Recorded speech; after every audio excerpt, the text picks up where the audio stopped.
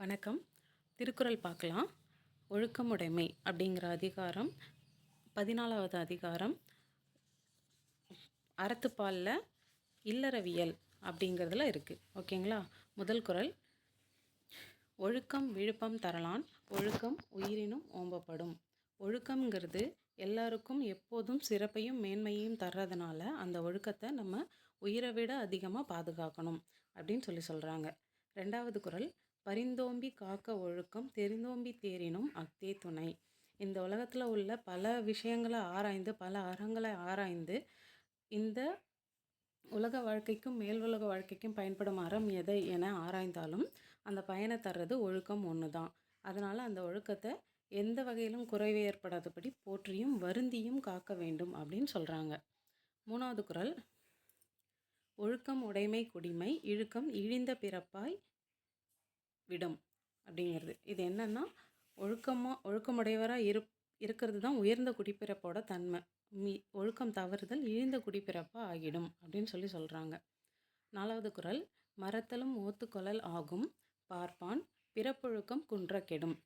ஒரு பார்ப்பானுக்கு அவன் கற்ற வேதத்தை மறந்தாலும் திரும்ப வந்து அந்த வேதத்தை ஓதி கற்றுக்கலாம். நம்ம படித்ததை மறந்தாலும் படித்து மனப்பாடம் பண்ணி கற்றுக்கலாம்.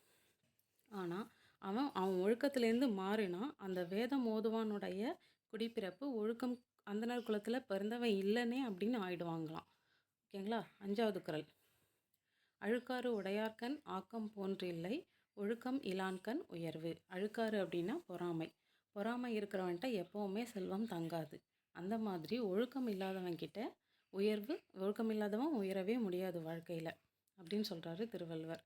அடுத்து 6வது குறள், ஒழுக்கத்தின் ஒல்கார் உறவோர் இழுக்கத்தின் ஏதம் படும்பாக் அறிந்து. ஒழுக்கம் கெட்டால் தமக்கு இழிவு என்ற குற்றம் ஏற்படும் விதத்தை அறிந்து பின்பற்றுவது கடினமாக இருந்தாலும் ஒழுக்கத்திலிருந்து குறைய மாட்டார்கள்.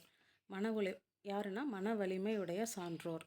அதாவது மன வலிமை இருக்கிறவங்க நம்ம ஒழுக்கத்துலேருந்து தவறுனா நமக்கு கெட்ட பேர் வரும் அப்படிங்கிறத தெரிஞ்சு அது எவ்வளோ கஷ்டமாக இருந்தாலும் என்ன கஷ்டமாக இருந்தாலும் அந்த ஒழுக்கம் எவ்வளோ கஷ்டம் வந்தாலும் அந்த ஒழுக்கத்தை கைவிட மாட்டாங்க அப்படின்னு சொல்கிறாங்க. அடுத்து 7வது குறள், ஒழுக்கத்தின் எய்துவர் மேன்மை இழுக்கத்தின் எய்துவர் எய்தா பழி. இதுக்கு என்னன்னா, ஒழுக்கத்தால் எல்லாருக்கும் உயர்வு தான் கிடைக்கும். அந்த ஒழுக்கத்திலேருந்து தவறுனா நம்ம அடையக்கூடாத பழியை அடைவோம். 8வது குறள், நன்றிக்கு வித்தாகும் நல்லொழுக்கம் தீயொழுக்கம் என்றும் இடும்பை தரும்.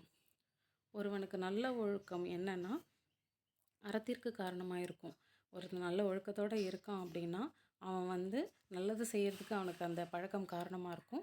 அது மேலுலகத்தில் அவனுக்கு இன்பத்தை கொடுக்கும்.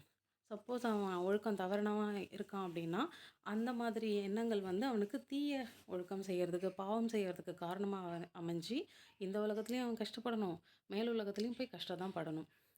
அடுத்து 9வது குறள், ஒழுக்கம் உடையவர்க்கு ஒல்லாவே தீய வழிக்கியும் வாயால் சொல்லல். மறந்து கூட நம்ம வாயால் தீய சொற்களை சொல்லக்கூடாது.